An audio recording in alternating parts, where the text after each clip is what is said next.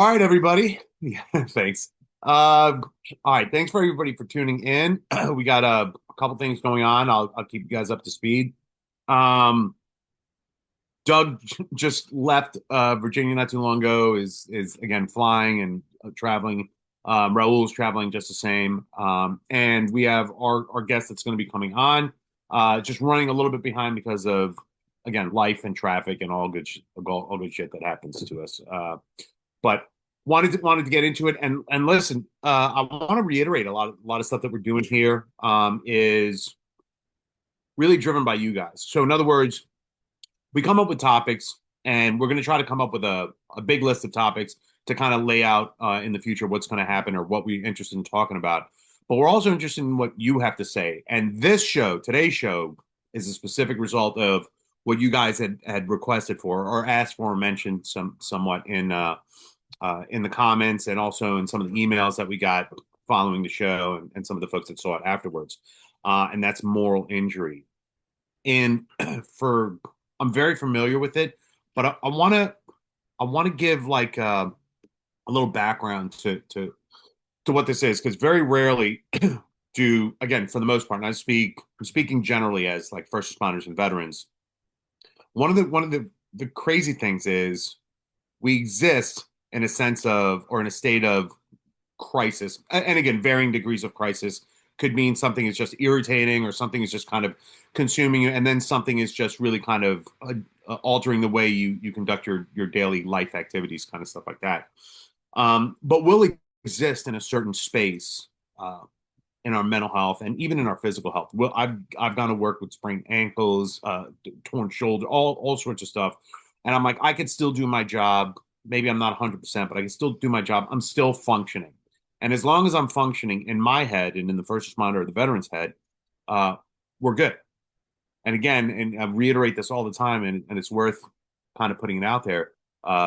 We don't get help until the wheels fall off. We wait until the wheels fall off, which is I say it's insane, but I did the same thing. So I can't, and I know Doug has, and Raul, and most of the guys that we work with, and guys and girls that we work with, we normally interact when everything's become too overwhelming.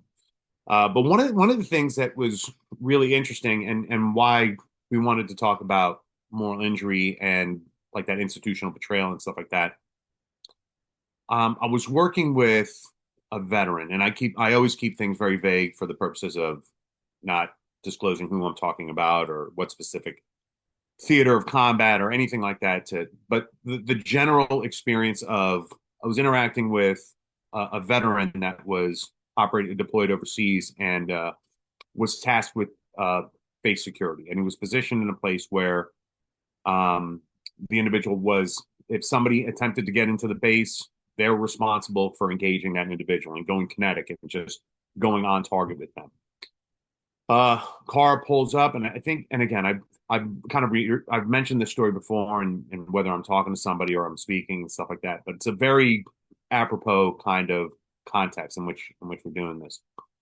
And individuals were approaching the FOB in a vehicle and in this forward operating base. And as the vehicle was coming closer, there's points of no return. Like there's points at which the individual gets to where they get to, and then it's a live fire. We're going live. We're going kinetic. What's happening is going to happen as a result of the actions of the individuals, right? The vehicle comes up closer. This veteran engages, stops the vehicle, stops the threat. And again, in those kind of circumstances, you're also waiting for secondary type explosions or blasts or anything like that as a result of maybe a dead man switch or when you go live fire in a vehicle, the hitting an explosive and stuff like that is very plausible. So again, kind of there's a eerie silence, and it's funny in a sense that I say that kind of not funny, haha, but I see those same pauses like immediate post incident. There's a calm, like the whole world has just gone up in fire, and the fire's out, and it's a moment of silence. When I was skydiving all the time, you jump out, open your parachute, the adrenaline of going out of the plane, making sure the chute opening the chute opens, and when the chute opens, it compresses the air above you, and everything gets really quiet.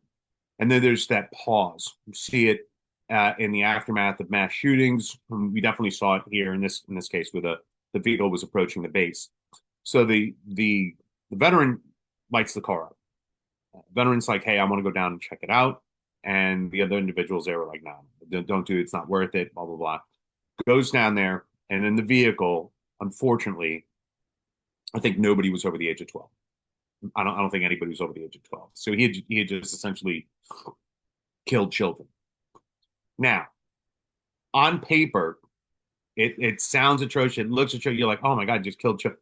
But if you look at it in the context of where these individuals were, what they were doing, what the theater of combat that they were in was, that had to have been done, or many more soldiers and sailors and veterans would have lost their lives as a result of this attack.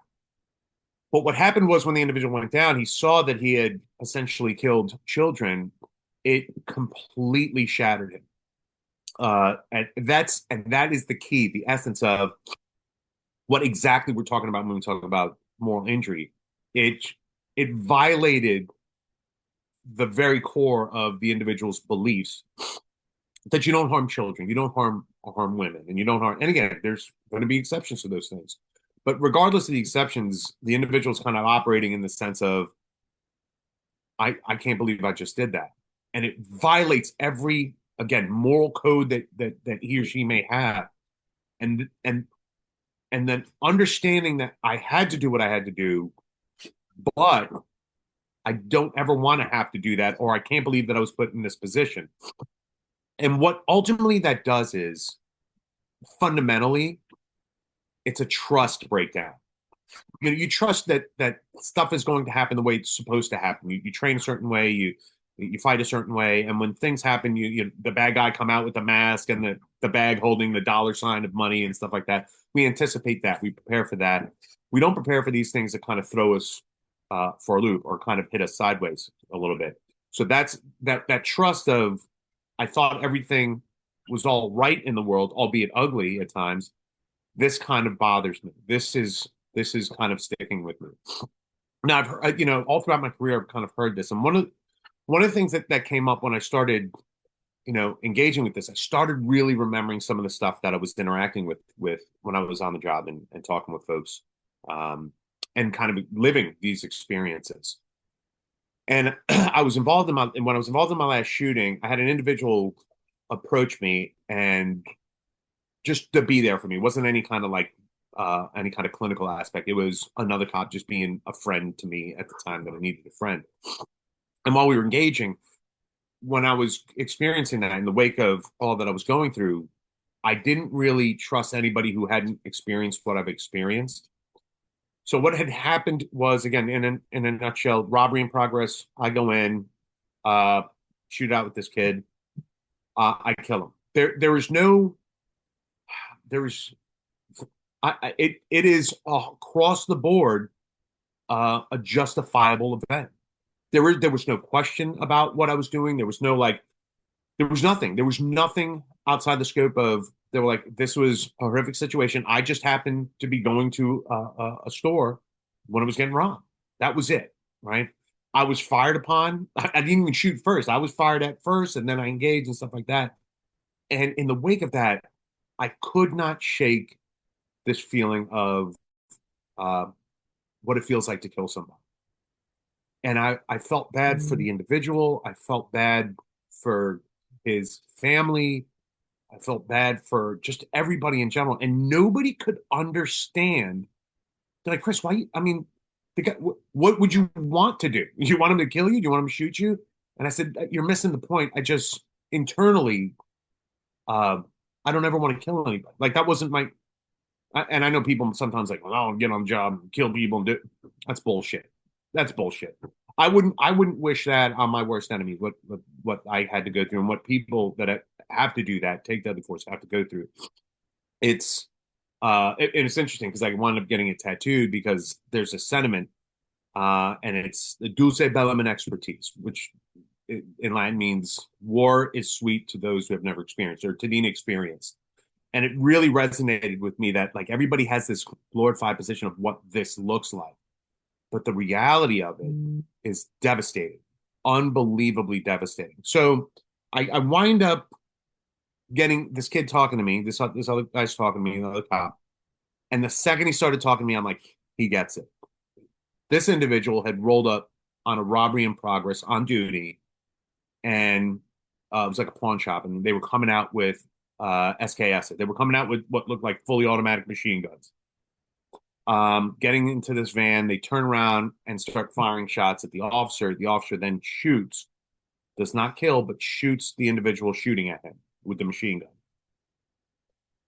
He said, Chris, the second I shot him, he wasn't a bad guy anymore. He was a 16, I think he was like 14 or 16-year-old kid. And he goes, that devastated me. And I remember that incident happening. And I remember somebody being like, hey, man, this guy's going through a rough patch following this thing. And I'm like, why are you going through a rough patch? I mean, that's like textbook cop shit. Like bad guy coming, that's like legitimately bad guy coming out, like robbing a place, masked up with a machine gun. There was no question about it. And he's like, I don't feel good about it. And it kind of carried with him for years and years after that. And I remember after mine, when me and him got together, I was like, holy shit, I get it. Like I understand what's going on. And it changes your worldview on things, you know, takes the flavor out of stuff, dulls life just ever so small, but it's tangible. And I remember telling this to one of my clinicians that I went to see, one of the good ones that where I wasn't an issue and they weren't an issue. It kind of worked out really well. But he goes, Chris, what you experienced was a moral injury. And because I explained to him, because following my shooting, I saw a priest, a friend of mine that was a priest from New York in Brooklyn that I know very well, and it challenged my faith. And some would say it was referred to as like a crisis of faith. Like how could God put me in a situation like these are all the things that are kind of going on in your head, right? So it's multifaceted. It's not just the moral injury. It's the anticipation of legal issues that are going to come up, how I'm dealing with it, the fact that I wasn't really in a good spot in my life and in my career, uh, emotionally or psychologically. I was doing good at work, but I wasn't all there. This was just the icing on the cake kind of thing. And when I talked to the pastor, or I'm sorry, to the father, I said, hey, father, I'm really struggling with this. And he's like, well, what would like to have happened? Well, I was like, I don't feel good about it. The Bible says we shouldn't kill, blah, blah, blah. And he, very matter of fact, he's like, no, the Bible doesn't say that. And this is not a Bible class or anything like that. I'm just trying to give you some context. But he's like, you can defend yourself. You shouldn't be going out there killing people just like, I'm just going to go out there. But you're allowed to defend yourself. And so I went back when I was dealing with my clinician. He explained to me, he goes, Chris, what you're dealing with is what we call a moral injury. And I was like, I didn't do anything immoral. He goes, no, it's not what it means. It goes, you have a value that whether you did something or you failed to do something or something happened that just kind of there's a betrayal, a sense of betrayal, whether it be from the leadership or from anything like that, or there's a trust that something to your core that you can't make this stuff up kind of thing. And you just the first time you're seeing it, it's like, oh my God, it's really impactful. This violated your belief and your belief systems and how you feel about the act of killing, which is if you think about it, being a military vet and being being exposed to violence at a very young age and all throughout my life, it's kind of I've been around it my whole life, but I always held on to this idea that the violence occurring around me is what it is. Not much I could do about it. I can try to help a little bit, but as long as I'm not perpetuating this violence, I'm good. So it's kind of like existing in this weird, justifiable existence. It's weird and it's sometimes feels surreal saying it, but I'm in this position where I'd done something that in my own belief system I shouldn't have done, but I was really given no position to do anything other than that. And so again, it challenged everything about me, and I see it consistently in all the things that whether I'm helping a first responder or a veteran, I see the same type of occurrences happening now. Like I've said before, there's a there's a bittersweet moment when you find out that whatever is wrong with you has a name, it is a thing. You're like, great, now I know what's wrong. And then there's the downside of like, shit, now I know what's wrong. There's something wrong with me, kind of thing. But again, it goes into like uh there's certain extents, and again, just like some of the circumstances that kind of we see this a lot is um where multiple people are on a scene, or whether it be fire or whether it be EMS, and they go to try to do something, or they can't because of where they are physically at the scene, or what they're doing, or what they're tasked with doing, that they're unable to help, or they perceive their lack of helping or engaging with whatever's going on as a violation of their moral value, right? So there's a lot of that. You don't have to do something. It's also the act of not doing something. So it's one of those things where it's not really complicated, but I know I made it complicated for myself when I was kind of trying to digest all the stuff that was going on. But again, ultimately for me, it eroded a sense of trust. The actions that I did, the actions taken by themselves, I don't agree with. I'm not a violent person. I don't think that we should do that. And there's folk out there, and I don't speak ill of anybody that's like, hey, I'm here for a purpose, and violence by action kind of thing, and I do my thing. That's cool. I was at a friend's house who's an avid hunter, and he wanted like killing deer and also fishing and all that stuff. He goes, you should come out hunting. I said, I don't like hurting animals. He goes, what? I said, no, I'm a hypocrite. I will eat the shit out of whatever you kill. I'm down with that. I'm okay with that. Was never been my thing. That's just my personality, and that's my how I'm made up. I'm not a hunter. I don't do anything like that. And oddly enough, when we talk about like moral injuries, and just from where I'm coming from, um, I found myself getting more upset when an animal gets killed or hurt than when a person does. Which I probably, I guess the people who aren't around this kind of community would be like, well, that's weird because they're just an animal. I'll tell you, being a canine handler and just being an animal lover in general, and uh, just not seeing, and maybe it goes down to um, uh, an animal that's defenseless. And when I say defenseless, I'm not yucking anybody's yum. If you like hunting and you like shooting deer or fishing and stuff like that, I feel bad when the hook is in a fish. Like that's the degree to which I don't like seeing that kind of stuff. But so I'm kind of put in this position, and that's just what happens. So it's a trust thing. Um, in what we experience and how we experiencing things in our community, first responder and veterans, it comes down to a couple different aspects of it. There's the failed actions, not being able to do something. There was an incident where there was a shooting, and an officer couldn't shoot because, hey, I'm Hi. gonna take my thought real quick. So there was an officer that couldn't shoot because of where um, his partner was, and the the officer that was shooting wound up getting shot, and the other officer felt that that officer was shot, not killed, because he or she didn't do anything. And the reality of it is that he or she couldn't do anything because of the position of the officer, but that didn't lessen any of it. So like when we talk about the moral injury, it's witnessing that kind of trauma that can violate, like I see a lot of the moral injury that we see with first responders that are tasked with investigating violent crimes against children or the elderly, or any kind of ICAC stuff, or internet crimes against children, or sexual assaults and stuff like that. Just kind of that overexposure where it hurts your heart. It's sometimes the way I described it. Not doing something when you think you should have been doing something, whether you should have or shouldn't have, or tactically could. Um, betrayal. Betrayal. I call it losing your virginity to the shittiness of an agency. And that is just sometimes the agency acts in its own best interest. And sometimes that is to not really give a shit about you. That's the hard truth of it. And I've been jammed up for things that I did good, but weren't maybe, there were some egos in the way with, leadership. So that they were like, well, let's jam Chris up for doing what he did because he stole the thunder from me, or another supervisor got So we see that moral injury with betrayal, with ineffective leadership, witnessing it, acting on something or not acting. So the gamut of everything is right there. All right. So, and I know everybody's like, thank fucking God, Chris is not the only mug we're going to be seeing on here. So we decided to bring. Hold on a second. Can you hear us? Yes, I can. Okay.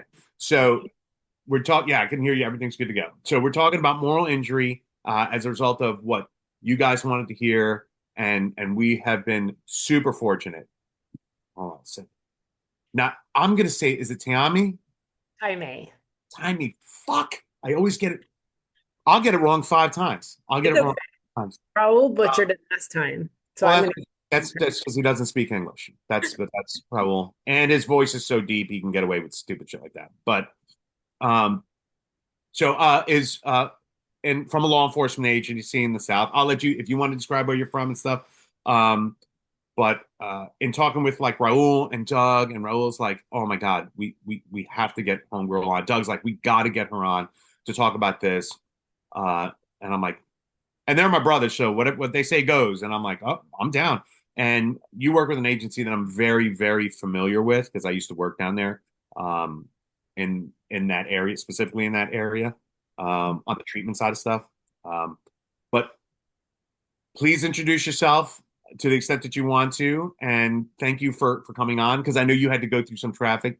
PCIS, right? yeah, PCIS finally Okay. made it. But it was raining on and off and traffic was very heavy. So anyway, I made it. So but Taime Viner, Northeast Florida, been in law enforcement. November will be 19 years. Can retire next year or do another 5. So still trying to decide what I want to do. But yeah, moral injury. I mean, I've had a great career. It wasn't really until I made sergeant. I'm a sergeant in patrol.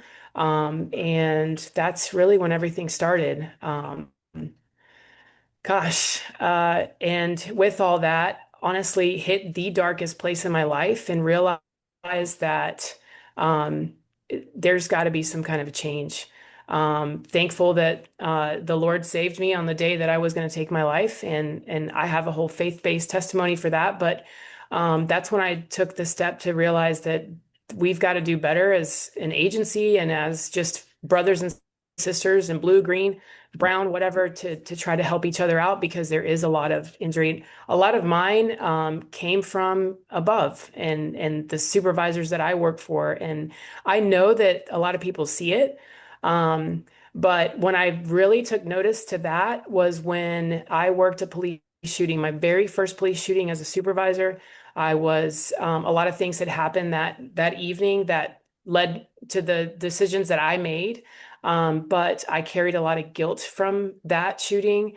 And I remember going home after 16 hours, coming back to work the next day, and literally just crying to a lieutenant that was also there on the outer perimeter. And I'm like, something's wrong with me. And SISM didn't check on us when, we had our shooting. And he's like, what do you mean? They were there for the officers. I'm like, nobody checked on the supervisors. And so I didn't know what was wrong with me. I had never experienced what I was experiencing.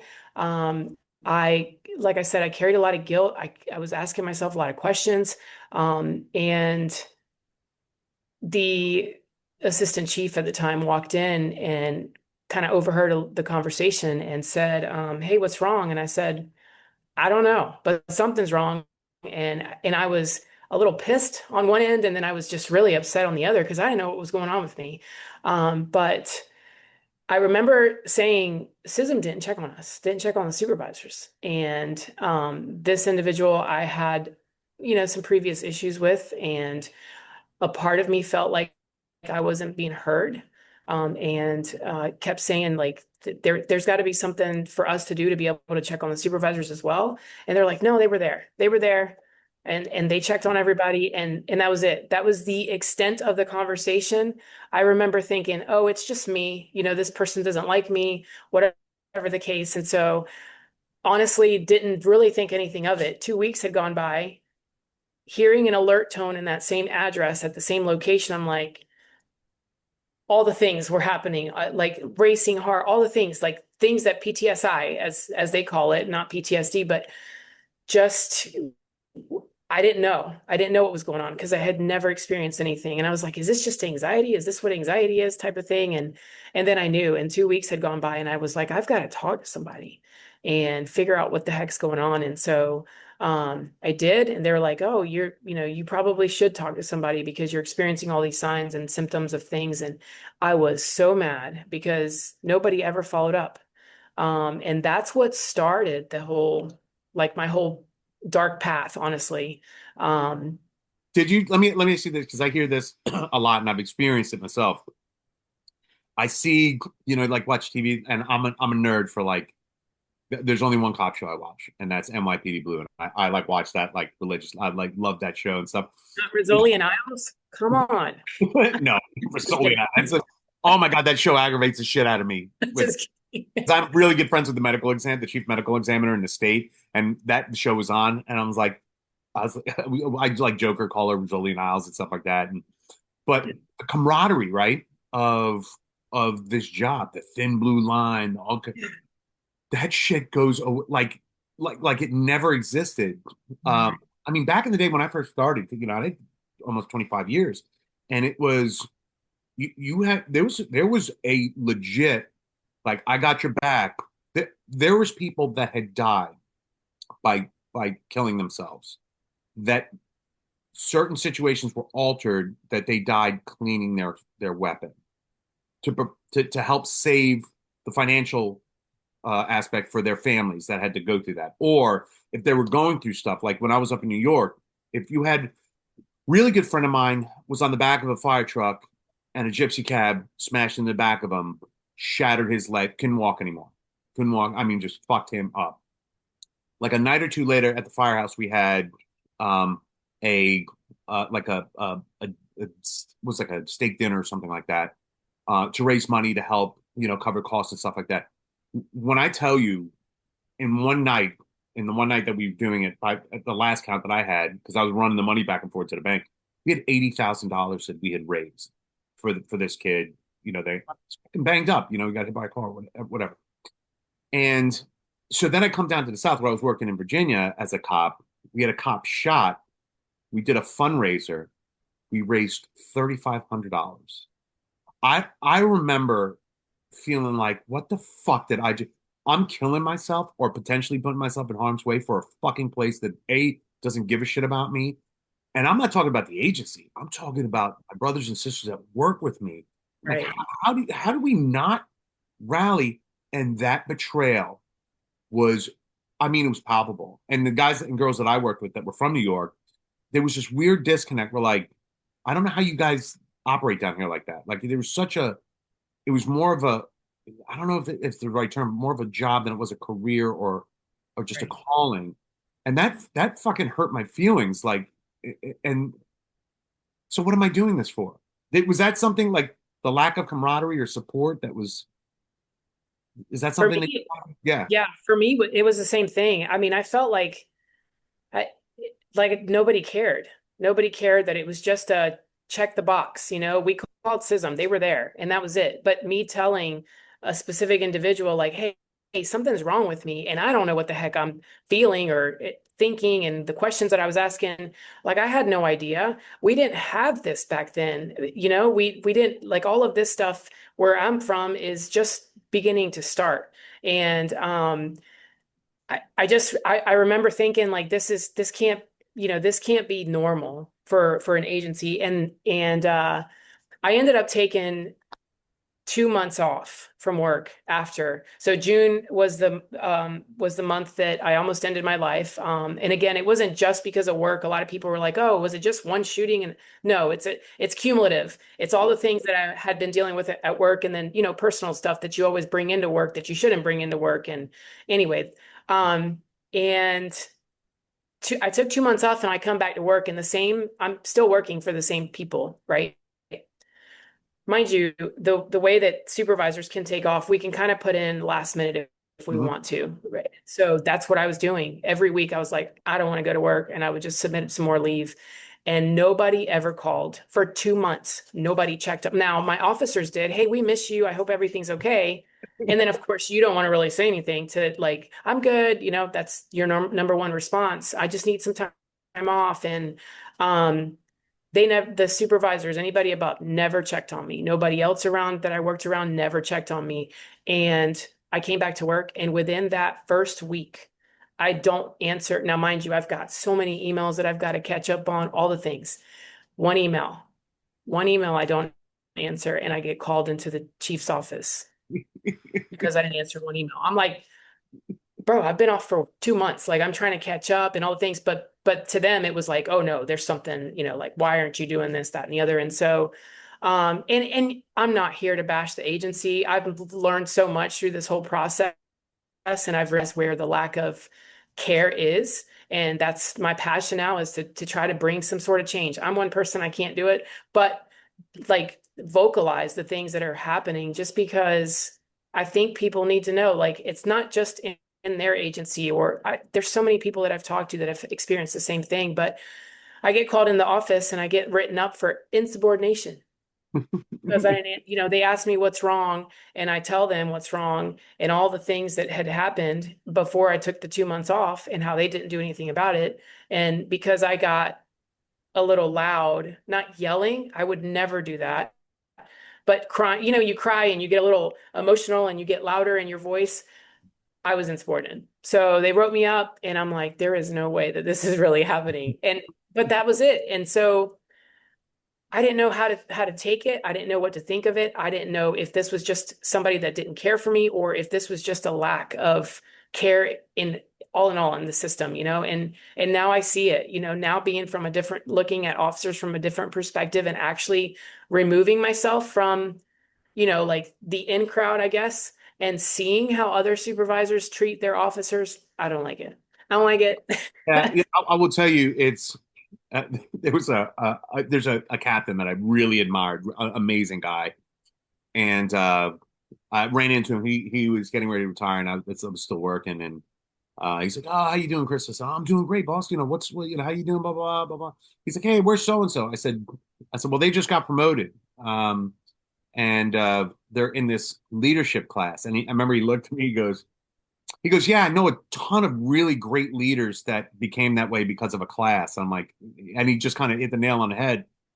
But here's what I do want to say, because it's kind of important to understand that initial incident, like whatever puts, or not the initial incident, but the latest in a series of poor shit that you have to deal with, kind of puts you in a space, right? When we're in that space, um, we're not necessarily operating at our maximum potential, right? So what we start seeing is we're already feeling like shit. We're already feeling betrayed. We're already feeling all these sorts of things. That kind of bleeds over into like personal life. Like you're short with people that are close to you, or maybe you're not as tolerant as some of the bullshit that you normally able to deal with. Me and in a million years would have never, been loud or aggressive with a supervisor. Right. Following my incidents, I told somebody, like, one guy I told to eat a bag of dicks, who was like a lieutenant, and I was like, and they're like, "What?" I'm like, "Yeah, go fuck yourself," and would kind of like walk away from, because my give a shit was busted. I didn't care. And so what I was struggling with, I needed help with. The problem that I started having was the way I was dealing with it created additional problems at home and at work, and all this stuff. And I remember, for me, it was the anger of not being able to punch somebody in the face. There was not a person to punch in the face for what was going on. So you kind of get like, it's a little disconcerting to not have that outlet. And then I Right. said, "You know what? I'm gonna." In my head, I'm like, "I'm gonna fucking change the system. We're gonna," and again, just work the peer program. Let's start this up. We didn't have this, and we need that. And I kept on getting defeated, that like I'm just one fucking person, Right. one person. But here's the interesting thing. While I was in the car waiting for because if you shoot and kill somebody, as a cop, chiefs and bosses are all woken up. Everybody's coming to the scene. So I remember I was in the car, and this guy, and I mentioned his name because he's a fucking amazing person, just an amazing human being. And his name is Chris Amos, and Chris was our acting PIO, so he's out there. because he's having to deal with the media. Like, great, we had a cop involved in a shooting where a perpetrator was killed. And he comes up to me, and I know Chris is like the PIO. I was like, all right, he's going to want some information. I know I can't give him certain things. And so I'm preparing it as I see him walking up to the car. And he's like, how you doing, Chris? And I wanted to get right in. I was like, listen, Chris, he's like, no, no, no, no. How are you doing? Can I get you anything? And I said, man, I said, well, it's all shot up in there. I said, can you go steal me a soda or something? And he's like, well, I'm not going to steal you a fucking soda, but I will go to the store and get you one. Now, at the time, I'm like, all right, thanks, right. He gets me soda.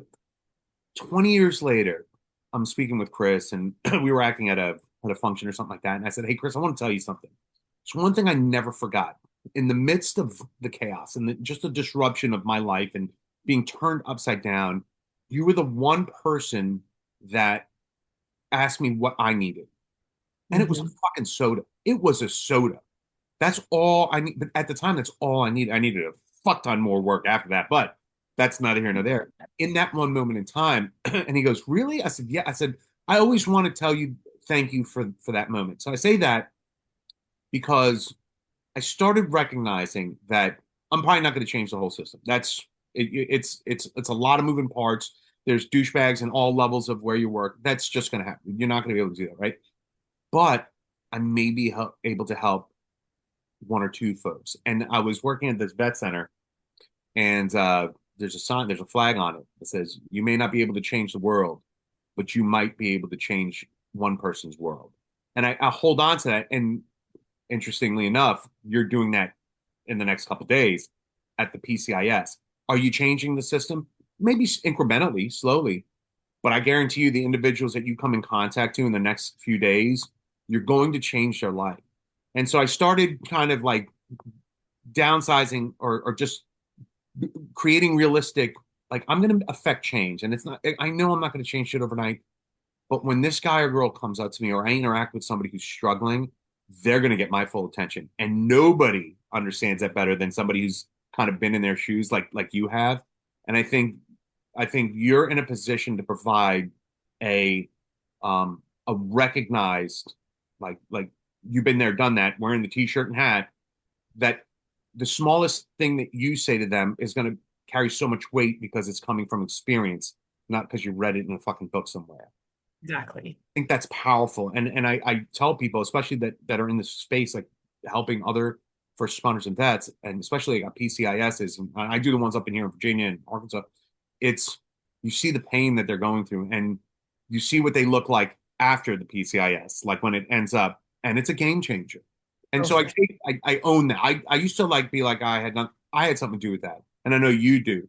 What do you so? Do you utilize your personal experience on the despair to kind of almost help other people that aren't maybe to where you're at or on their way to getting to where you're at?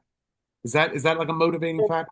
Well, when I went through all of my stuff and I realized like being in law enforcement that long, and that was the first time that I mean, I've worked many critical incidents, but that was the first time that I felt what I was feeling, and then not getting the care or the hey, what do you need or anything like that made me realize like if this is how it is throughout everybody's entire career, we got to do something in the forefront of it. And so my officers now, like I've had an officer involved in a shooting not too long ago and back in March, and I was like, hey, you got to go to PCIS, right? Because you can learn the things that I didn't have back then before, because it's not only going to help you in your career, but in your personal life as well.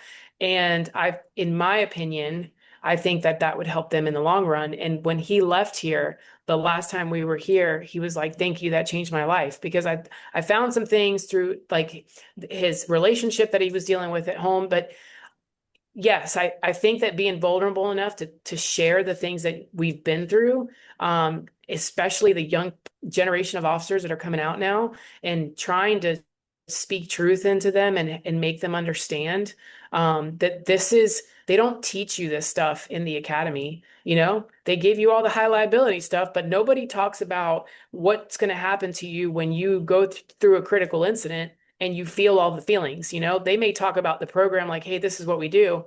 But for 17 years, I thought CISM was here's a pamphlet, call if you need, you know, And like, because they made it. That's how they made it sound like. And so yeah, so I've taken the things that I've been through, and again, not to bash an agency, and not, I love what I do and I still do. But there are people that you're never going to change. Yeah. And there are people that are still going to be the suck it up, you don't need to go to that and all the things.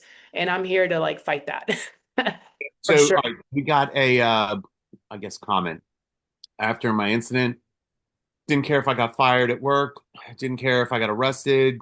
The rage I wanted to stop. Wanted to be able to feel relatable with my family. So here's how I kind of address that. First of all, a response to anything is that's your response. It's understandable that that's how you feel. My give a shit was busted, and I get it. It's not that it's a wrong response. It's like, what's the purpose of the response? For me, rage. So here's the thing. For me, the opposite of I don't think rage is at the end of the spectrum. Rage is like somewhere towards the end. For me, it concerns me because rage is emotion, and emotion is it means still means you're feeling something. That not care. Well, fuck you. I don't care if this happens or this. That's you're feeling something. There's a difference between that and not engaging or being uh, Um, just vacant to it, or we call it having a blunted affect, or just um, you don't care. Like I'm not engaging. Though that's scary. That's we're that's you're seeing that towards the end. But it's not to dismiss how you're feeling. It's all right to, and by the way, it's all right to be happy, sad, and mad at the same time. 100% okay, and normal to do that. It's one of these things where the lack of emotion, like there's love and hate. Again, that's the way I look at it. It's not love and hate. It's love and indifference because there's love where you're fully immersed in the appreciation of whatever it is you're doing, your work, your job, your family, whatever, relationships. And then there's rage, which falls on that's the other side of love. It's hate, love kind of thing. But at the other end of the spectrum is that indifference. When you're indifferent to something, when you're like, it may as well just happen. And it may as well. That's a degree of not give a shit. That's in my eyes. It's very dangerous. But I thank and again, thank you for the comments. But what do you think about that? Somebody who responding to it wants them, and again, and I'll say this, and I'll let you kind of answer it, but want to be able to be relatable to your family. There's some folks that family tends to love unconditionally to a certain degree, right? That he or she may not understand, but is will be there for you. So it's not so much I look for people to understand. I would love for everybody to understand what I'm going through, but I also appreciate that some people are not in a place to understand truly what's going on, but they don't need to, right? I appreciate them for being there for me, and I think that's just important. So, what are your thoughts on the comment, the rage, and wanting to kind of be relatable yeah, to? I can completely relate to that. When I was going through all my stuff, I felt the same, like nobody cares and I don't care. And it was just the same kind of emotions. Um, but for me too, like my family, they understand to a certain extent, but you don't want to worry them either with the things that you're going through. And so I kept a lot of that stuff from my family, but I still wanted their support without telling them, which is never going to work because they don't know where you're coming from. They don't know why you're angry. They don't know why you're sad. They don't know all the things. And so I agree. When you reach a point like that, I mean, for me, I'm learning now. I didn't obviously have the answers back then, but you have to communicate, even if it's a little bit of understanding for them, like, hey, I just worked a really bad call and I'm not sure how to process it. And not that you wouldn't understand, but because they don't do that type of work, they wouldn't understand, right? Yeah, And sure, people can look at it, your families that aren't involved in law enforcement and just see what you do for a living, they can only understand it to a certain extent, my opinion.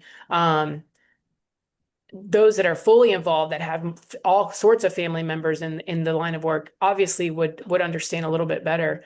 But I think communication for me was what I lacked and what I now need to do more of. I mean, because there are still times that I'm like, oh my gosh, I don't want to tell them that I had to work this horrific call because then they're going to think, oh my God, is she going to go back downhill? Like those types of things. So it's a learning process for me, honestly. But I think that when you start communicating and the more that you open up to your family, the more that they're going to open up to you to try to better understand that. I know not everybody has that support system, but even if it's not family and it's just your best friend or something, right? Like that period of isolation that we try to put ourselves in because we're so angry or we're so hurt or betrayed by, our own agency because of whatever happened, is something that we have to work towards to try to get other people to understand without having that isolated period of it. So, that's really it for me. It's hard for me to answer something that I'm still like learning to walk through in a sense. Awesome.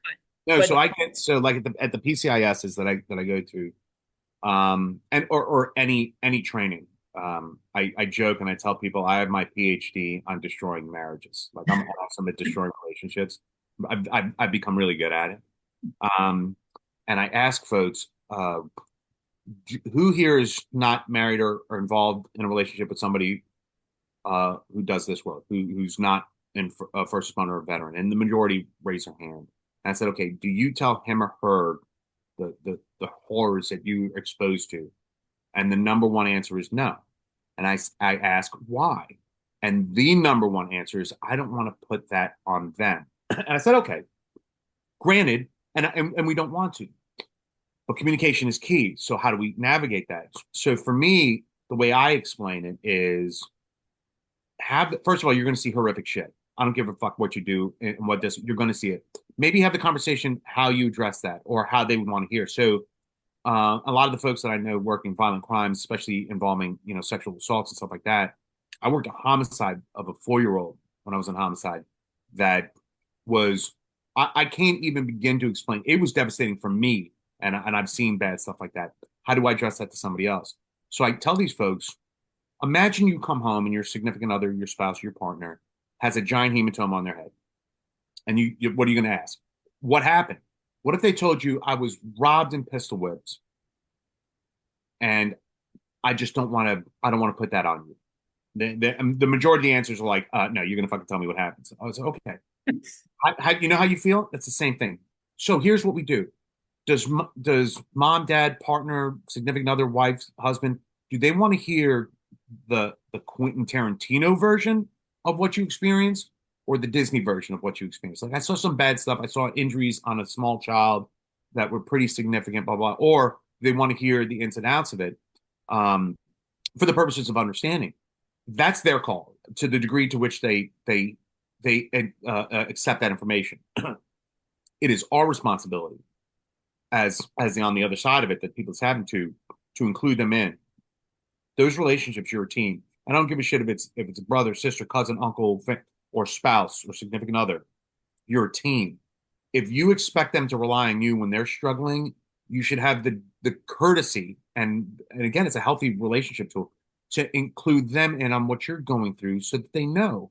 And it could be as simple as, and I've said this with my wife, I was like, hey, because I deal with folks in crisis all the time. And if I'm having a rough day and I come back home and I'm sitting there and she tries to engage me with something, I'd be like, just give me a second. She knows that's not me being a dick, like, go fuck yourself. I don't want to talk. That she knows, all right, let me decompress. Let me get to a place where I can expect it. We had that conversation. Had we not had that conversation, and I have not had that conversation before, I am the dick at the house. I'm like, I come home and they're like, oh, he's fucking Chris is in a mood and he's fucking blah blah. And that creates a whole bunch of litany of other bullshit that I've created for myself. But having that, you're so on point, that communication, I'm going through something. I don't know that I feel comfortable telling you the exact things that are going through, or if you're comfortable with it, I'll tell you.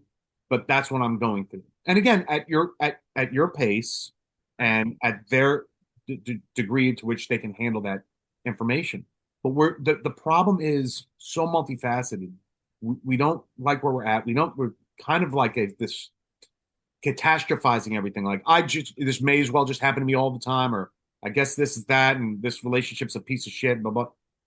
If we talk about it, it's very interesting how that starts to alleviate a lot of the problems. And one of the things like at PCIS is which you're getting ready to go. You're starting tomorrow, right, or tonight, or tonight we have our little meeting and set up, and then we start tomorrow. Yeah. um, when we go through the PCISs, it's one of the most powerful things that we can do as peers and people there. Everybody thinks like, oh, how you talk to them, and heck, no, it's the ministry of presence. just fucking being there to listen to somebody uninterrupted. Let them get whatever he or she needs to off their chest. You don't, first of all, you're not solving problems. That's if you think you're at a PCIS or at a clinic or at an inpatient treatment to solve problems, you're not. You're there to kind of readjust and point him or her in the right direction to be healthy, right? So we're not fixing people. We're giving them a space to become healthier because first responders and vets don't want to be fixed. We want to help. We want to give them the tools to fix ourselves or to help ourselves, right? So the one thing, the most powerful thing you can do for anybody is be present for them, listen to them, and allow him or her to just fucking cathartically get that off their chest. Like, this is what's bothering me. And be so I'm telling you, when I spoke to somebody, I was like, hey, this is what's really fucking bothering me. But I didn't want to hear your fucking explanation of why you think this is bothering me. I just want to tell somebody. And on my emails, I have it. It's not the load that breaks us down, it's how we carry it. And I just want to share that with somebody else. I don't need you to fix anything. I don't need you to do shit like that. I just don't want to hold on to this by myself. And that's what the PCIS do. And I know it's become somewhat of it seems like an infomercial for PCIS, but I will tell you, the beauty of PCIS is that you really can't be involved in the helping side of the PCIS unless you've sat at the table. Again, for the stuff that we've done, and I've been at that table multiple times, but now I'm on the other side of the table, which allows me, or sitting behind the folks, which allows me to kind of, they know everybody that's sitting behind them has been through what they've been through, and there is no need to kind of go over it. So what do you, I mean, so are you seeing it that way? It's just less For about what sure. you're saying and more about just being there? Yeah, for sure. When I sat through it, so last year, through the second one that they had here in Florida, and I remember like just feeling like I was being heard, honestly. And then coming back after that, getting the training that I needed to because I found a passion in it, even while I was going through my own stuff, found a passion in like, okay, I'm not alone listening to everybody else, talk about everything. And so um, sitting at the class or the seminar at on the other end of it and actually really being engaged in listening to people was obviously different than being a participant in it because you're all over the place with your emotions and nervousness and all the things and you're not really listening. You are, but you're not in a sense.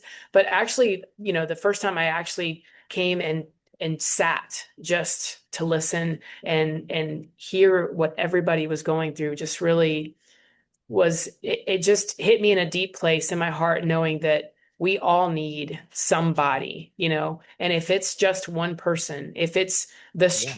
stranger, right? Like that you just never know a smile or whatever it is that you can say to that individual that will turn their life around. And just a few people that I've talked to, because I just felt that the Lord was like, hey, go talk to them or something, right?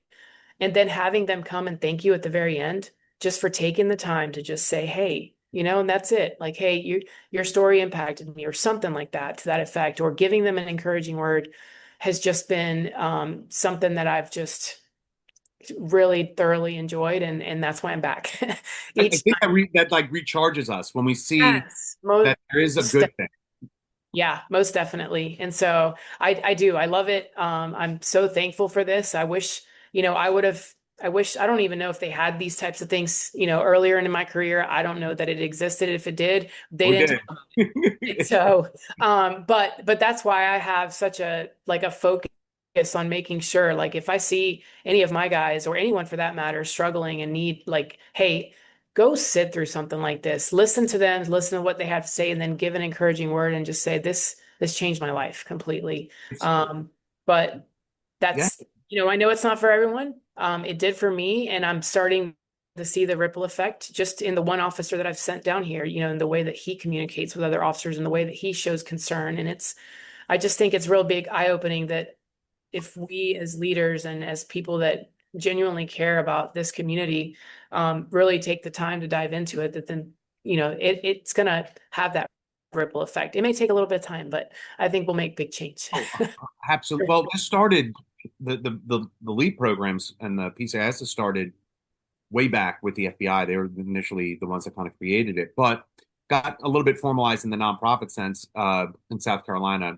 big props to Eric Skidmore, who created South Carolina. In the wake of Virginia Tech, Virginia Leap was formed as a result of going down to South Carolina. And then we started ours, and then we helped Arkansas and Ohio, and then there's New York and stuff like that. But it's a very interesting thing when you go to a PCIS. And you described it perfectly. Like when I first went there, I'm sitting there and I was like, I wasn't listening to fucking it. I was like, I'm going to tell my shit, try to get through it, and then whatever. But if you're Yeah. sitting there and you're looking and you watch, because it's like a round table or like a horseshoe kind of table, Yeah. the person speaking or getting ready to speak, that's all he or she is thinking about. What I'm going to say, how I'm going to say, how am I going to get through, and blah, blah, blah. The people not speaking, waiting for that individual to tell his or her story, is so super focused on what they're going to say. Once that individual says what they need to say, like I said what I need to say, I got it off my chest, and now I get to see everybody else kind of go through it. Then Mhm. I'm in this more relaxed kind of state, like, okay, like, and then it's just a very interesting dynamic. And we used to have a guy that took pictures, not that weren't saved or anything, took pictures to show at a slideshow at the end of the PCIS. So at the beginning, very interesting physiologically, like a lot of people, their shoulders were up, they're not too much emotion. They were like, this kind of like black kind of look on their face. And I took taking pictures throughout it. And at the end of the PCIS, we'd have this little slideshow, and they're laughing, shoulders are down, they're relaxed, they're engaging. That's 3 days. Technically like 2.5 days when we as they're seeing these shifts and changes, and that's important. The beauty of it is that these things exist. These moral injuries are so important to kind of identify and understand that, hey, these are the things that are happening to our folks. We're all about taking care of the guys and girls with the boots on the ground. We're all about that. Where we fall short is when we start, the higher you go, the less peers technically you have, and the less likely it is that you feel it's available. They are available, but the less likely you feel. And within an agency, again, the higher you go, and I've seen it all the way up to like the battalion chiefs or commandants or whatever the fuck they are, right? Inspector. That the higher you go, the less likely they are to kind of reach out for help. And that's so we see problems on all levels, right? And I think Yes. one of the best things we do is lead by example, is to have that. So here's the deal. We come up on our hour. I gotta say thank you so much for coming on. I appreciate Doug Having me. and Raul being like, oh, you need to have her on. And I know you got shit going on tonight and following the next couple of days. Um, Thank you very much. This is a very important topic. I'd love to have you back on. To kind of Definitely. an hour is not enough to kind of deal Right. with that and kind of share. And I think it's important to share like not only the bad stuff that goes on in our careers and our experiences, but also the positive things like we just talked about, like what you've seen and what you're involved in and stuff like that. So I'll leave it to you. What do you have anything going on? Is there anything you want to promote? Anything you want to encourage people to do or check out? The floor is No, yours. I mean the biggest thing that helped me is learning to communicate. If you're struggling, if you're going through whatever you're going through in your agency, or you're feeling like the target's on your back for whatever reason, and like nobody's supporting you, there are people that will support you. And so, my biggest thing is doing stuff like this. Jump on a Zoom Yeah. and after action and let's talk, right? Because I think the more people that realize that they're not alone, the more that we can really impact others. So that's just my big thing: communicate, because Oh, without it, we can't get anywhere. 100%, man. We don't have to do it on our own. Well, with that, thank you so much. Have a great time over to PCIS down there in Florida. Thank you so And much. no, thank you so much. And Marky, I know has an outro video. We're getting real technical savvy in our Oh, production wow. on the Okay. way. So hopefully, I don't know, maybe the video doesn't have sound, but I think it does. Okay. But guys, thanks so much. And if you or somebody you know is struggling, you don't know what to do or who to call, reach out to us. We'll have our information out there, and we'll also start including some of the PCISs that we'll have out there. So, guys, thank you so much, and you guys have a good one.